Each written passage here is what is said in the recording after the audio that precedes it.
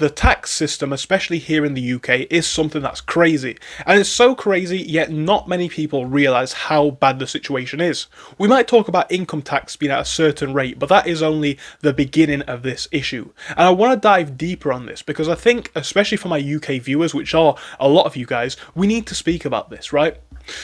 We may say that the income tax rates are a certain band. It depends where you are. And we may feel like this is good or bad.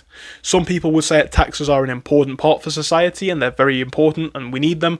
Other people would be completely against some low taxes, if not no taxes. They'd look at examples like Dubai and they'd draw their understanding from that. I'm not necessarily here to talk about the importance of taxes directly, but I want to speak about the comprehensive picture of the UK tax system. Because the amount of money that the government takes in tax is a lot more than the, 20, 30, 40, 50% income tax you may pay. We may see income tax brackets, like I say, like that, for example, not necessarily that they are the exact ones, but the broader picture is a lot more crazy. Think about it. Income tax, that's one.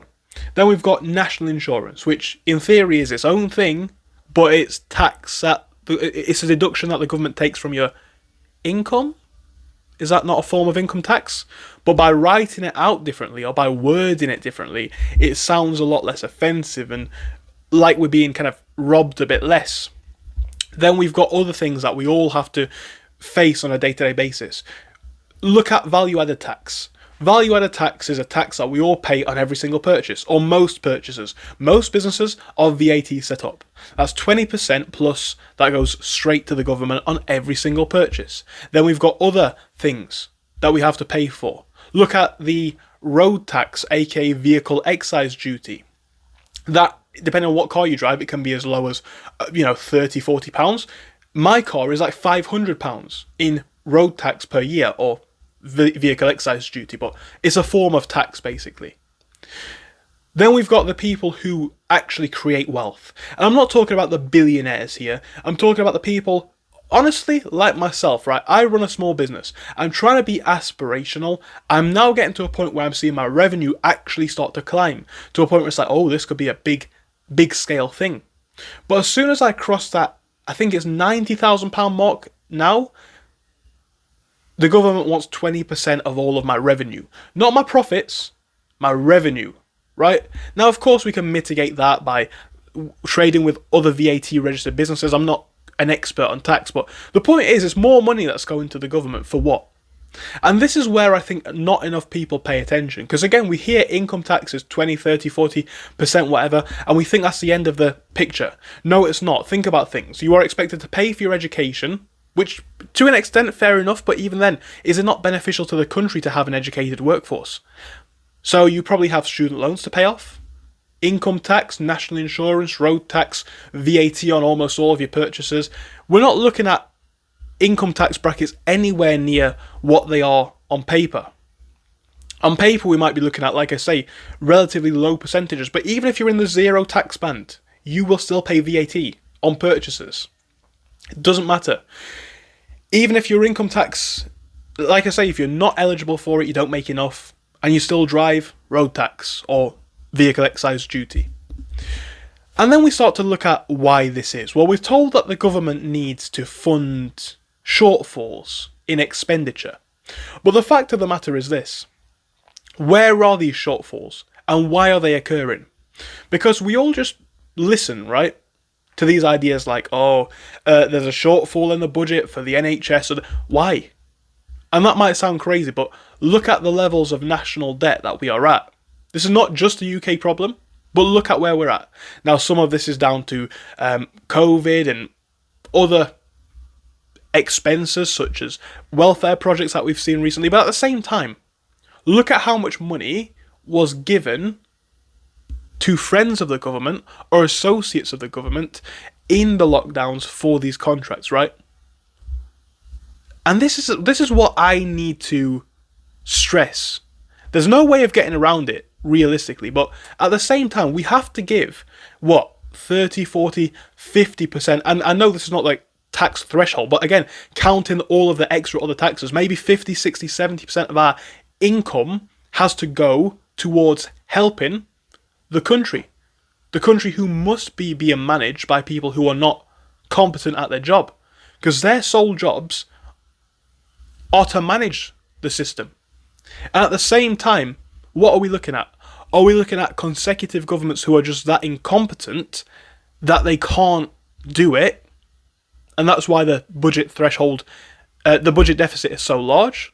Or what? I don't even understand this fact. Maybe I'm just being stupid, maybe I'm not financially educated enough, but this seems crazy to me, right? This fact that we all have to pay more and more and more tax for what seems to be worse and worse services. And I think this is where a lot of people get mad about places like the UK, because taxes are one of the only things that there's no way to opt out of. You feel like you're spending too much on your subscriptions, don't buy them or unsubscribe. You don't want to pay for a new product, don't buy it. You can't opt out of taxes. Yet at the same time, again, people feel like they're getting less and less for their money. Now, I feel like if we had a true system, right, where the government cared, number one, things would be managed properly. And I know it's one of those things that's very much a sweeping statement and perhaps easy to say as someone who's not in the government, but think about it. We're looking at years and years of debt. We're looking at mismanagement of funds. We're looking at funds going to friends. We're looking at funds being awarded or contracts being awarded to companies who are not good. Where are the accountants managing these places? Where are the actual business people managing these government departments? Proper accountants. It might sound crazy, but maybe that's what we need. Now again, there is no way to opt out of taxes, and wouldn't that be an interesting system? And wouldn't that show where people's true affiliations are? In the sense that maybe it's a bad idea, maybe it wouldn't work. But imagine if we had a system where we could say, you know, maybe I don't want to contribute to the NHS, but the drawback of that is I now can't use any NHS services. That's just one example, right? There's no way to opt out of any of these systems. And we look at where our tax money is being spent. A lot of you guys will be able to relate to this. I know you will. We look at places where my money that I earned from my labour, from my businesses, you guys, money that you earned from your labour, we look at where it's going, who it's going to, where it's being spent, how it's being mismanaged, and it feels like we're being robbed. And again, this is a thing. People cannot choose which of these programs they are in or out. There is no way for you or me to say, I don't like the sound of this government program or this idea, so I'm not going to fund it, or I can't, or I won't contribute to it. You have to, because it's just an umbrella tax. It goes to everything. But in reality, a lot of the things that the government are paying for, people don't approve of. Now, bringing this back into the overarching point that we have here, right?